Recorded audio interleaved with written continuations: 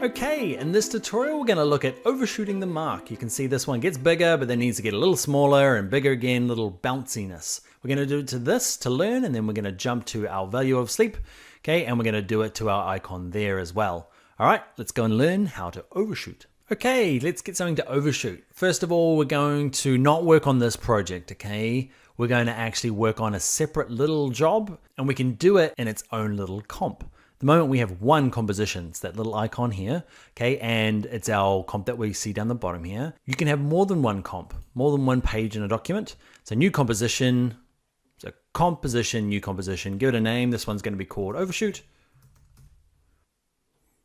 It's going to be great, and we're going to make it, I don't know, 5 seconds long, okay. Background color is going to be black, click OK.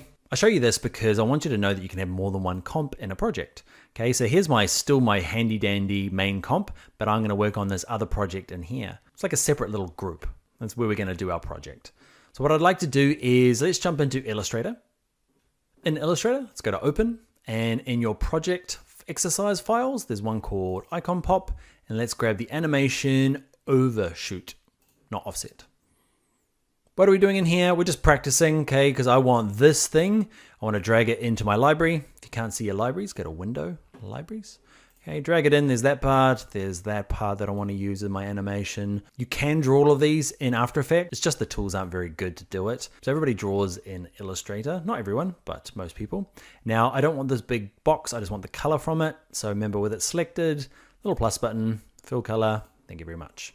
Let's rebuild you now in After Effects. Okay, so that credit card is kind of like a separate little exercise. So what we're going to do is we're going to show you how to build another comp inside your project. Think of a comp as like a little group. You can see it down here. It's a little group of layers, but you can have more than one comp.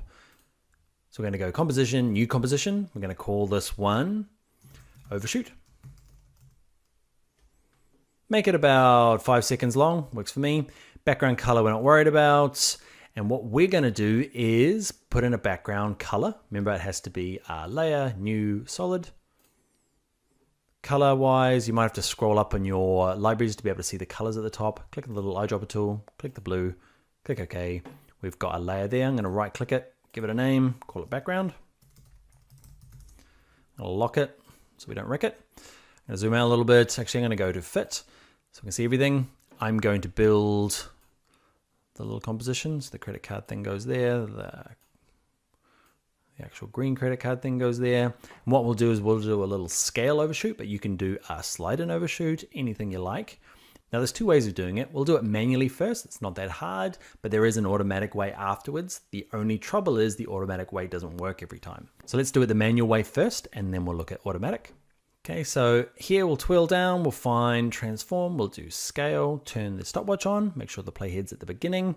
Okay, and we're going to set the scale down to 0. Okay, and then after some time, about that time, okay, mine's at 14 frames. I'm going to scale it up to just past where we need it to be. So 120 maybe.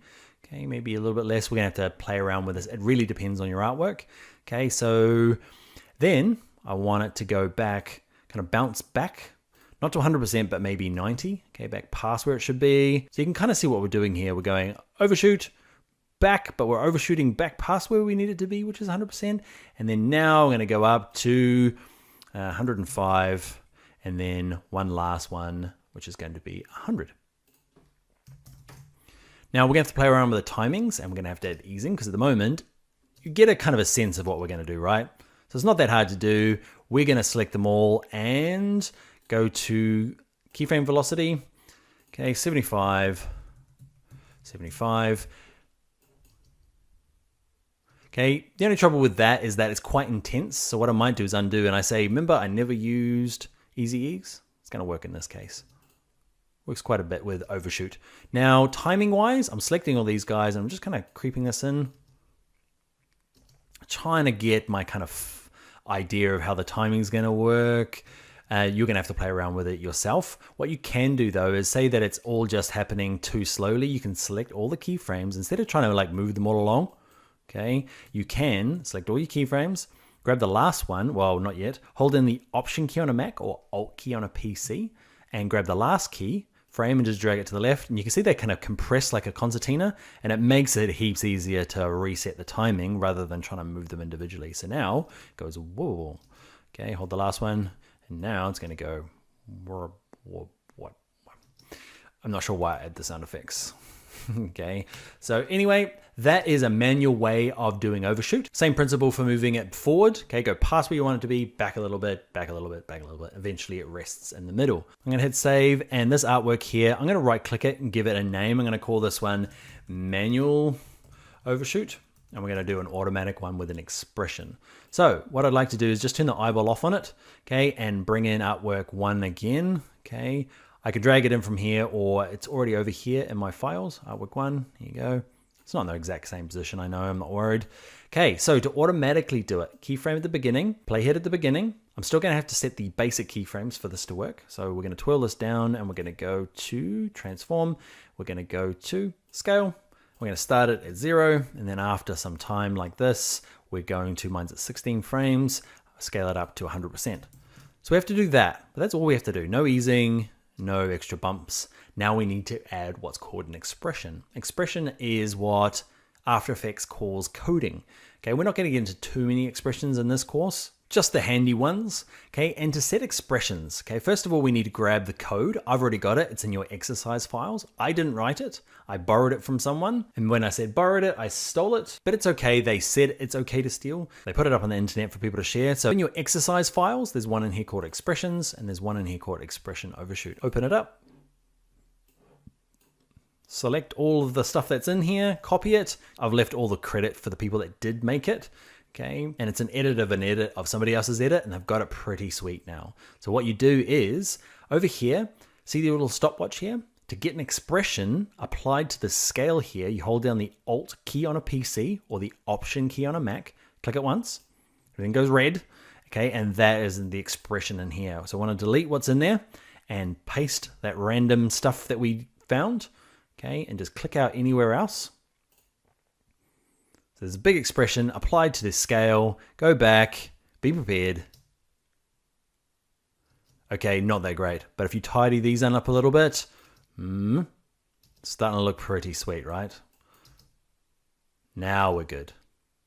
Cool, so that saves us having to try and time the bounce in and out. We just have to play around with how far these are apart. We don't have to play around with easing, okay? It's really handy. The only trouble is that it doesn't work every time. It works if you have 2 keyframes, but if you have to have a few different keyframes, say this credit card kind of moves up, then left, then right, and you want it to bounce, okay, it's not gonna work. It only works if there's only 2 keyframes. Okay, so we're gonna close this one down now and apply this to our original animation. This is just a little test case.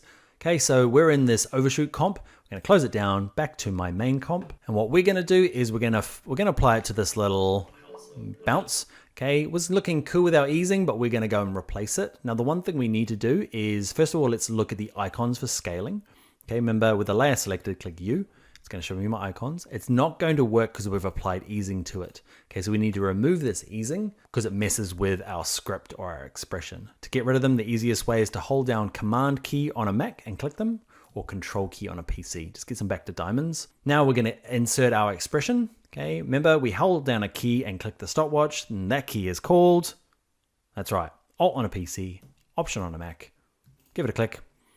In here, I'm going to replace this, delete it, paste in our lovely expression, and then drag our timeline back and prepare ourselves for a little bit slow. You see it's going a little bit slow. Okay, so we're just going to bring these 2 together. Ooh, select just one of them, bring them together, and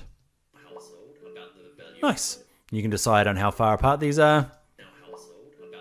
Awesome.